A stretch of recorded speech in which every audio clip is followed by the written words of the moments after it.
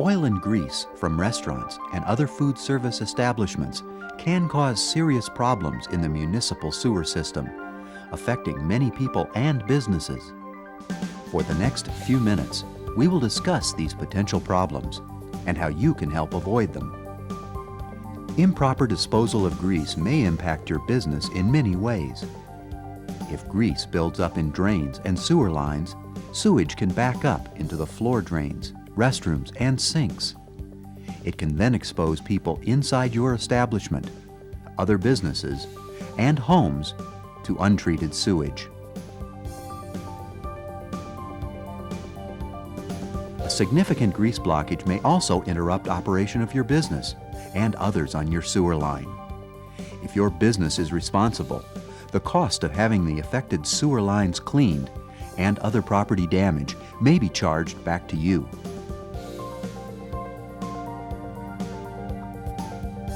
Your local wastewater treatment plant's industrial pretreatment program is dedicated to preventing grease blockages, other potential sewer line hazards, and treatment plant upsets. We will now show you some simple but effective ways to keep potential damages to a minimum. We call these Best Management Practices, or BMPs. The main principle to remember is, keep as much grease as possible from going down the drain. Here are your oil and grease BMPs. Avoid the use of a garbage disposal. When too many food solids are flushed down your kitchen drain, it reduces the efficiency of your grease interceptor, which results in grease being discharged to the sewer. Instead of using a disposal, first scrape off the plates into a garbage can or composting bin. Then rinse dishes with cold water over a catch basket and put those food scraps into the garbage as well. Keep waste grease buckets handy. These receptacles are used for liquid oil and grease from pots, pans, fryers, and grills. Keep them in convenient locations such as under the sink and near the cooking areas. Make sure to empty these into your grease recycling bin when necessary. Boil out deep fryers only when necessary. Pour the boil-out water into a sink that flows into your interceptor, or skim the grease layer off the water after it cools and dispose of it properly. Make sure your grease recycler will accept this type of grease before putting it into the recycling bin. Avoid the use of microbial and enzymatic cleaners. Some municipalities have restrictions in their sewer use ordinance against using these. Check with your local industrial pretreatment program or wastewater treatment plant. Dump mop water only through drains connected to your grease interceptor. Much of the grease from a commercial-sized kitchen comes from the floors. If your mop sink is not connected to your interceptor, then you should allow the mop water to sit overnight. Skim the grease off the top and dispose of it properly. Do not put this grease into your recycling bin. Clean your grease interceptor or trap frequently. We will now explain the difference between a grease trap and a grease interceptor, since they will require different cleaning frequencies. A grease trap is a small device that is located under the sink.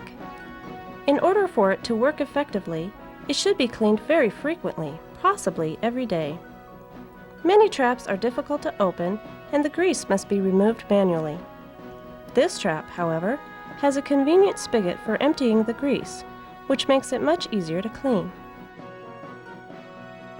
This grease trap separates oil and grease from the wastewater by heating the water and skimming the floating oil off the top, and then empties the liquid grease into a waste grease container.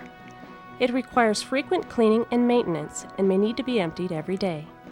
If the waste grease contains contaminants such as detergents or chemicals, it should not be recycled. Some municipalities do not accept grease traps as an effective means of grease control. Check with your local building codes inspector or your local industrial pretreatment program. A grease interceptor is the most efficient device for grease collection. It is a large, two-compartment concrete tank with a baffle between the compartments. It is usually located outside with a manhole cover over each side for cleaning and maintenance.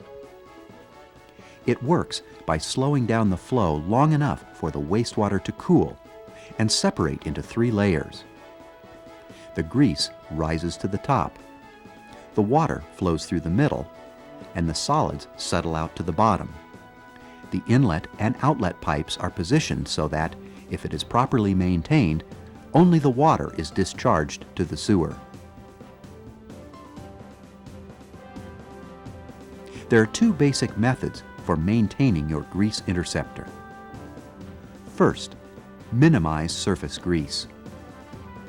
As the surface layer solidifies, it reduces the volume of the interceptor, which in turn reduces the amount of time allowed for the layers to separate. Then, more grease will pass through to the sewer, or pipes may become restricted and cause backup. You can help avoid backups by following the kitchen BMPs previously mentioned, and by having your grease interceptor checked and cleaned on a regular basis. Second, minimize solids. Excess solids on the bottom of the tank will also reduce interceptor volume and retention time. As a result, the grease could be siphoned out with the wastewater, or if the pipes become blocked, sewage could back up into your restaurant. Following BMPs that reduce the amount of food solids going down the drain and routine cleaning will also help keep this under control.